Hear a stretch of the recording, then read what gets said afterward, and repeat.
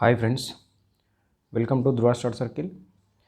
మనం ఈ ఎకనామీలో భాగంగా ఈరోజు క్లాసు మనము బోర్డు అందుబాటులో లేదు కాబట్టి ఈ చిన్న క్లాస్ చేస్తున్నాం. కోనేరు రంగారావు కమిటీ అని చెప్పేసి మనకి భూ సంస్కరణల తర్వాత మనకి ఈ కమిటీ అనేది ఏర్పాటు చేయడం జరుగుతుంది. ఓకే, జస్ట్ చాలా చిన్నగా ఉంటుంది. దీని అంశాలు ఏముంటాయి ఈ క్లాస్లో మనం చూస్తాం.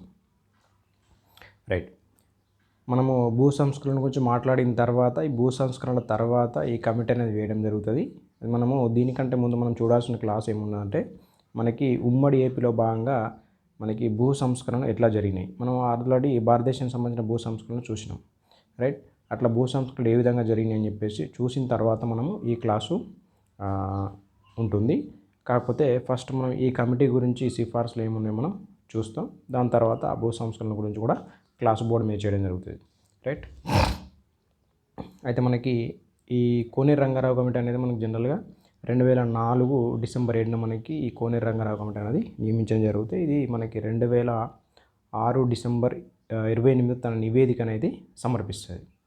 2004లో ఏర్పాటు చేస్తే 2006లో నివేదిక అనేది ఇవ్వడం జరుగుతుంది. రైట్, ఈ కోనేరు రంగారావు కమిటీ మొత్తం మనకి 104 సిఫార్సులు అయితే చేస్తుంది. దాంట్లో మనకి 2007లో ఈ 74 సిఫార్సులు మనకి రాష్ట్ర ప్రభుత్వం అంగీకరిస్తుంది. 104 చేస్తే మనం గుర్తుపెట్టుకోవాలి, ఎందుకంటే స్టేట్మెంట్ రూపంలో ఇట్లాంటి అంశాలు రావడానికి ఆస్కారం ఉంది. సో 104 చేస్తే మనకి 74 సిఫార్సులు అనేటివి ఆమోదం అయితే పొందింది రాష్ట్ర ప్రభుత్వం.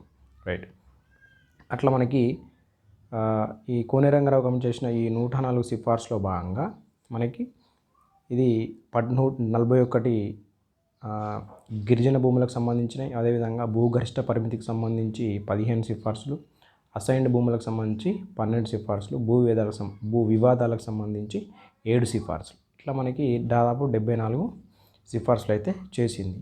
మరి ముఖ్యంగా ఈ కోనేరు రంగారావు కమిటీ యొక్క పర్పస్ ఏంటంటే మనకి భూ సంస్కరణల మీద సమగ్ర అధ్యయనం కొరకి నియమించడం జరిగింది. భూగరిష్ట పరిమితి, అదేవిధంగా మిగులు భూమి పంపిణీ వివరాల గురించి ఈ కమిటీ అయితే వేస్తారు. రైట్, మనకి సిఫార్సులు ఎలా ఉన్నాయో కొన్ని చూస్తాం మనం. రైట్, మనకి రాష్ట్రంలో భూమి లేని రైతులందరికీ 1 ఎకరం మాగాని 2 ఎకరాల మిట్ట భూమి చొప్పున పంచడానికి సరిపడేంత మనకి భూమి 14 రకాల భూమి రూపంలో రాష్ట్ర ప్రభుత్వం వద్ద అందుబాటులో ఉందని కమిటీ తెలియజేసింది. ఏందట, భూమి లేని రైతులందరికీ 1 ఎకరమేమో మాగాని లేదా 2 ఎకరాల మిట్ట భూమి చొప్పున పంచడానికి సరిపడేంత భూమి మనకి 14 రకాల భూమి రూపంలో మనకి రాష్ట్ర ప్రభుత్వంలో ఉంది అని చెప్పేసి చెప్పింది. అంటే 1 ఎకరం అయితేనేమో మాగాని, అదేవిధంగా 2 ఎకరాలు అయితేనేమో మెట్ట భూమి. అంటే రాష్ట్ర ప్రజలు ఎవరికైతే భూమి లేని వాళ్ళనో వాళ్ళకి పంచడానికి మనకు అందుబాటులో ఉంది. దాదాపు 14 రకాల భూమి రకాలు మన దగ్గర ఉన్నాయని చెప్పేసి రాష్ట్ర ప్రభుత్వం అయితే చెప్పింది.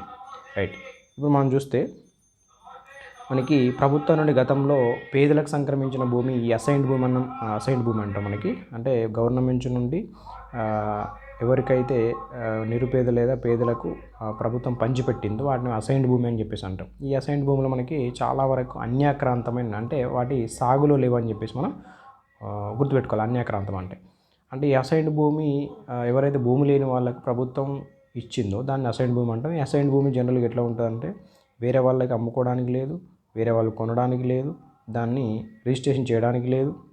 సో ఈ విధంగా అసైన్డ్ భూమి అనేది ఈ విధంగా ఉంటుంది. ఎప్పుడైతే ఆ అసైన్డ్ భూమి కలిగిన వ్యక్తి ఉన్నారో ఆ మరణించినప్పుడు మాత్రమే వారసులకు రిజిస్ట్రేషన్ చేసుకోవడానికి ఉంటుంది. ఓకే, అది అసైన్డ్ భూమికి సంబంధించి.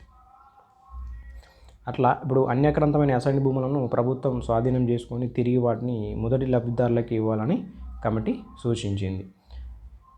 ఓకే, అట్లా ఏవైతే అన్యాక్రాంతమైన భూములు ఉన్నాయో ప్రభుత్వం మళ్ళీ స్వాధీనం చేసుకొని తిరిగి మళ్ళీ వాళ్ళకే ఇచ్చే విధంగా కమిటీ సూచనలు చేసింది.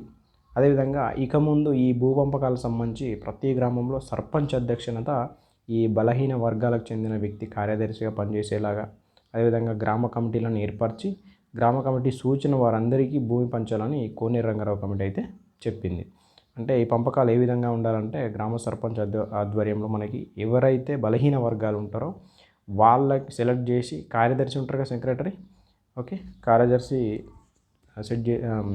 సెలెక్ట్ చేసి గ్రామ కమిటీలను ఏర్పరిచి ఆ కమిటీలకు సూచించిన వారందరికీ ఆ భూమి పంచాలని చెప్పేసి చెప్పడం జరిగింది. నెక్స్ట్ ఈ గిరిజన ప్రాంతాల్లోని గిరిజనేతరుల భూములను అదేవిధంగా ప్రభుత్వం స్వాధీనం చేసుకొని తిరిగి వాటిని గిరిజనులకే పంచాలని కమిటీ సూచించింది. ఈ గిరిజన ప్రాంతాలు ఏవైతే ఉన్నాయో గిరిజనేతర భూములను, గిరిజనుల కార్యవాని భూములను ప్రభుత్వం స్వాధీనం చేసుకొని వాటిని మళ్ళీ గిరిజనులకే పంచాలి అని చెప్పేసి ఇంకొకటి సిఫార్సు చేసింది. నెక్స్ట్ అదేవిధంగా ఈ కౌలు రైతులకు సంబంధించి బ్యాంకుల రుణాలు ఇచ్చే విధంగా ప్రత్యేక పత్రాలు లేదా గుర్తింపు కార్డులను జారీ చేయాలని కోనేరు రంగారావు కమిటీ అయితే సూచించింది. అప్పటి రాష్ట్ర ప్రభుత్వం మనకి 2011లో ల్యాండ్ లైసెన్స్డ్ కల్టివేట్ యాక్ట్ అని చెప్పేసి దేశంలో మొట్టమొదటిసారిగా మనకి సంయుక్త ఆంధ్రప్రదేశ్ కౌలు రైతులకు అంటే ఈ లోన్ ఎలిజిబిలిటీ కార్డ్స్ని అయితే జారీ చేయడం జరిగింది. ఇందట ప్రత్యేక పత్రాలు లేదా గుర్తింపు కార్డులు జారీ చేయాలని చెప్పేసి కోనేరు రంగారావు కమిటీ కోరితే అంటే సిఫార్సు చేస్తే మనకి 2011లో మనకి ల్యాండ్ లైసెన్స్ కల్టివేట్ యాక్ట్ చేసి దాని ప్రకారం మనకు లోన్ ఎలిజిబిలిటీ కార్డును జారీ చేయడం జరిగింది. అది కూడా దేశంలో ఫస్ట్ టైం, ఇది గుర్తుపెట్టుకోవాలి. ఇది ఏ కమిటీ సిఫార్సు మేరకు అంటే కోనేరు రంగారావు కమిటీ సిఫార్సు మేరకే చేయడం జరిగింది. రైట్. నెక్స్ట్ మనకి చిన్న రైతులు, సన్నకారు రైతులు మనకి అదేవిధంగా ఈ రిజిస్ట్రేషన్ ఛార్జీల నుండి మినహాయింపు ఇవ్వాలని, రైతులకు అందరికీ పట్టా పాస్ పుస్తకాలు పంపిణీ చేయాలని మనకి కమిటీ అయితే సూచించింది. ఎవరికి? ఈ చిన్న రైతులు కావచ్చు, సన్నకారు రైతులు కావచ్చు, రిజిస్ట్రేషన్ ఛార్జీల నుండి మినహాయింపు ఇవ్వాలని మనకి రైతులందరికీ పట్టా పాస్ పుస్తకాలు పంపిణీ చేయాలని కమిటీ సూచించింది. ఈ భూ వివాదాల పరిష్కారానికి హైకోర్టులో ప్రత్యేక బెంచ్ ఏర్పాటు చేయటకు విజ్ఞప్తి చేయాలని కూడా కమిటీ అయితే సూచించింది. ఓకే. రిజిస్ట్రేషన్ ఛార్జీల నుండి మినహాయింపు ఇవ్వాలి ఎవరికి? చిన్న రైతులకు అదేవిధంగా సన్నకారు రైతులకు. ఓకే. మరి ఇక్కడ చిన్న రైతులు ఎవరు, సన్నకారు రైతులు ఎవరు అంటే, సన్నకారు రైతులు అని చెప్పేసి మనం ఉపాంత రైతులు అని చెప్పేసి అంటాం. చిన్న రైతులు అని చెప్పేసి మనకి 2.5 ఎకర్స్ నుంచి ఎక్కువ ఉన్న వాళ్ళని అంటాం. 1 హెక్టార్ వరకు ఉంటే సన్నకారు రైతులు అని చెప్పేసి అంటాం. అట్లా వాళ్ళకి ఏంటంటే రిజిస్ట్రేషన్ ఛార్జీల నుండి మినహాయింపు ఇవ్వాలి. అదేవిధంగా రైతులందరికీ పట్టా పాస్ పుస్తకాలు పంపిణీ చేయాలని కమిటీ సూచించింది. అయితే ఈ భూ వివాదాల పరిష్కారానికి హైకోర్టులో ప్రత్యేక బెంచ్ ఏర్పాటు చేయడానికి మనకి విజ్ఞప్తి చేయాలని కమిటీ సూచించింది.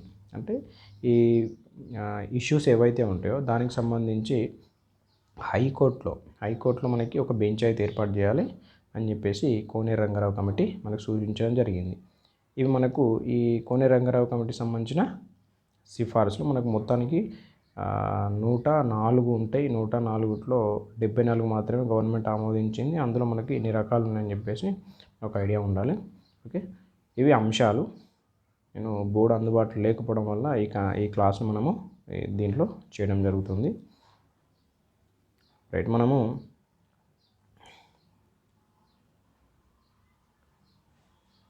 ఓకే, ఈ అంశాలను అయితే ఖచ్చితంగా మనం గుర్తుపెట్టుకోవాల్సిన అవసరం అయితే ఉంది.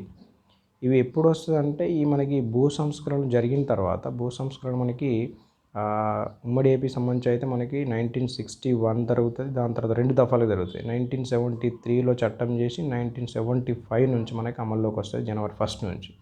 అయితే వాటి తర్వాత మరి ఈ భూ సంస్కరణ భూగరిష్ట పరిమితి సంబంధించి భూగరిష్ట పరిమితి ఎట్లా ఉంది, మిగులు భూమి పంపిణీ వివరాలకు సంబంధించి కోసం ఈ కోనేరు రంగారావు కమిటీ అనేది మనకి వేయడం జరుగుతుంది. ఇక్కడ అంశాలు అనేది ఇంపార్టెంట్. కోనేరు రంగారావు కమిటీకి సంబంధించి 2004 డిసెంబర్ 7న నియమిస్తూ మనకి 2006 డిసెంబర్ 28 మన నివేదిక అయితే ఇస్తుంది. ఇది ఇంపార్టెంట్, గుర్తుపెట్టుకోవాలి. రైట్. అందులో సిఫార్సు 104 అని చెప్పేసి 74 మాత్రమే ఆమోదించిందని చెప్పేసి అవి గుర్తుపెట్టుకోవాలి. ఈ సిఫార్సులు అన్నిటి మనం మళ్ళొకసారి చూసుకుంటే గుర్తుంటాయి. ఓకే. Thank you.